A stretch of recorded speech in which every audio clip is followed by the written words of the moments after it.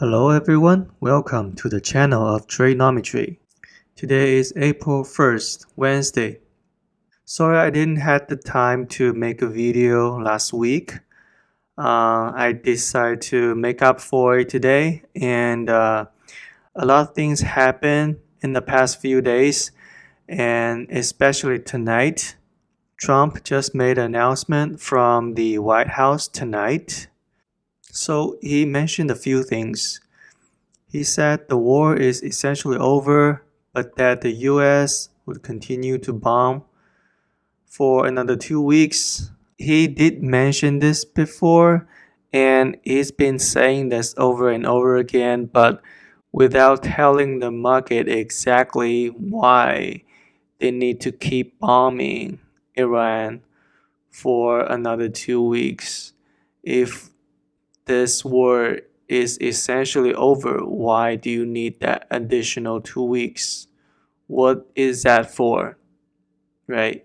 He did not tell the market why we're bombing another 2 weeks. So I think that's why the market didn't like that. And Trump said if a deal is not reached in the next 2 weeks, then the US will conduct strike on energy infrastructure in Iran. And market also didn't like that because once we bomb their energy infrastructure, oil price is going to spike again. So clearly that's very negative comment.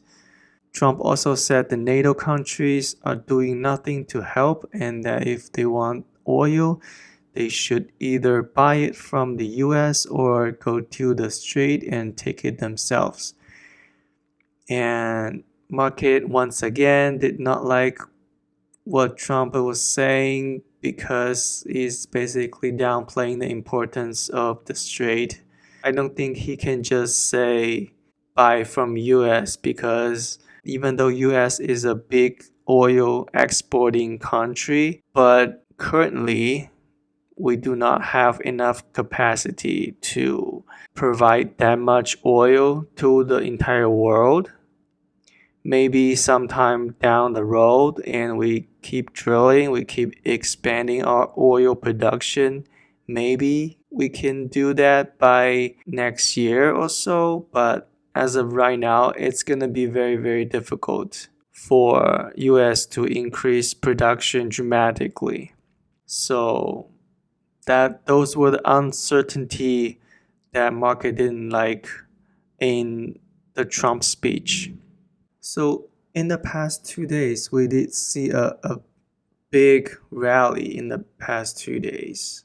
On Tuesday and Wednesday, we had a big rally from the low we hit on Monday, which is the low on QQQ was around 556, and we bounced all the way to retest the 200-day moving average right here at 585, and we actually closed below 585.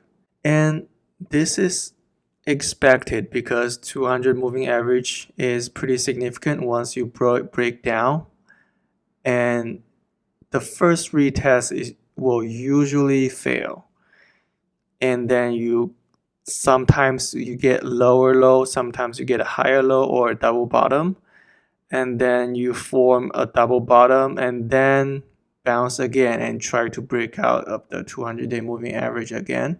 Usually the second time or third time you're trying to break out will have much higher likelihood of breaking out.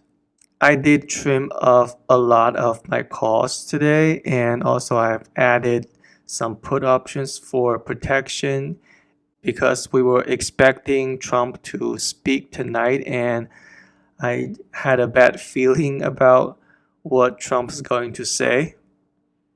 Also, I've noticed a lot of one-day put options starting to come in the option flow.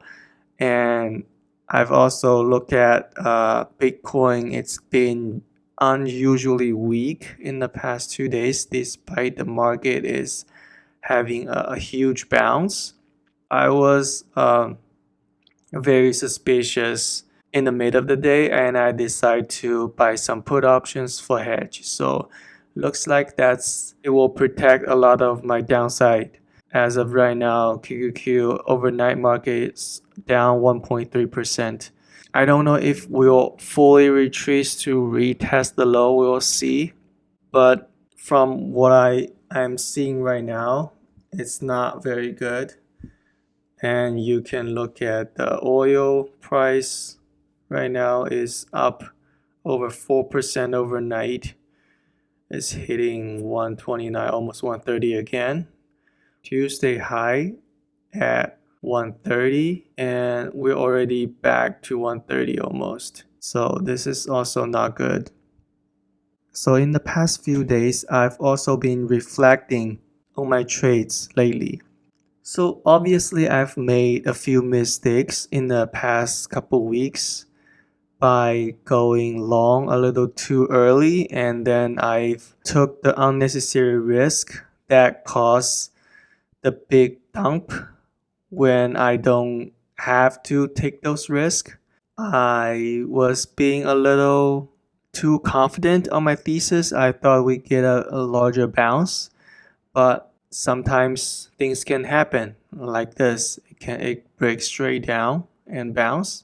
However, I was able to recover most of my losses by adding to these dumps, and then today I have some of my positions already in net gain, so I've already took all the gains, and then I also trimmed a lot of call options today, and I've added put options for protection. Right now I'm close to net neutral, so the dump overnight shouldn't hurt me too much. But looking back in the past couple weeks, I think I took unnecessary risk a little bit too early before I get the actual confirmation that the war is going to de-escalate.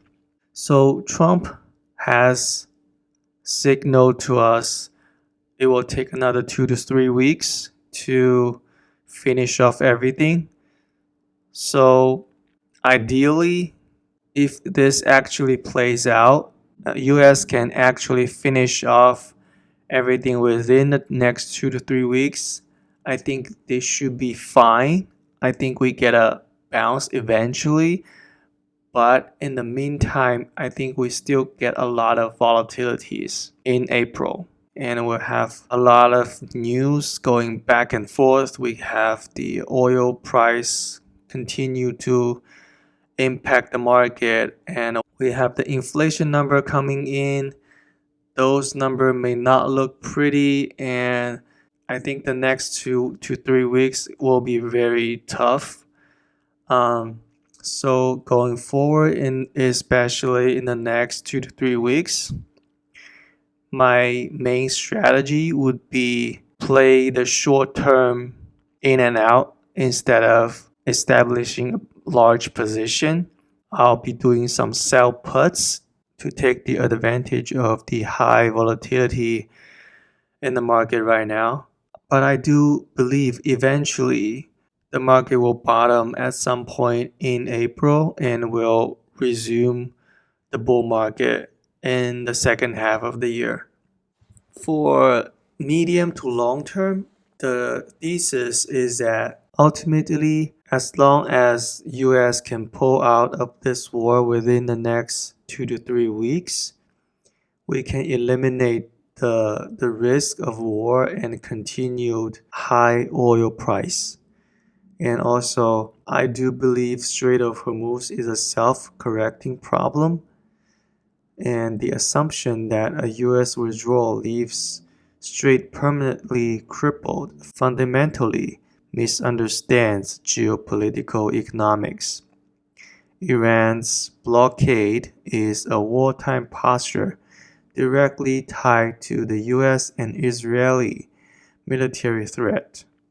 The post-war reality is once the US exits, Iran has zero economic incentive to keep the strait closed. Tehran desperately needs to resume its oil export to fund its regime. Global commerce will quickly adapt. Individual nations like China, India, and European states will simply make deals with Iran to secure their own energy supply lines. All in all, capitalism will find a way. With the timeline to an exit set, the algorithmic panic ends. Hedge funds and institutions that were forced to hedge against a global energy crisis or a World War III scenario can now unwind those expensive hedges over the next few weeks. This frees up massive amount of capital to rotate back into core fundamental plays like tech and AI and consumer discretionary. So a definitive exit timeline is the ultimate bullish trigger. It signals that the geopolitical shock is localized and temporary. The Strait of Hormuz will naturally unchoke itself once the US military pressure is removed and global trade pragmatism takes over. The smart money is looking past the messy optics of the withdrawal and positioning for the massive relief rally that follows the end of uncertainty. Even though I am bullish medium to long term, I do expect more volatility in the short term. As you can see, the overnight market will still bleeding down. I think it's very possible we retest the low on Monday. And in the meantime, I'm remaining position neutral and I try to make trades intraday to balance my position and manage my position. And I'll make another video on Sunday to share with my P&L update and any new information in the next few days. Let me know what you think where the markets will go in the next couple weeks. Please leave in the comments below. And if you're interested in joining my Discord channel, please check the link in the description below. And I'll see you next time. Bye. Another Monday, green on the screen, feeling so serene. Leverage the assets, living the dream, a money machine. Blue chip vision, make the right decision with perfect precision. Yo, we own the street, can't accept defeat. This bull run is sweet. Market cap, clown.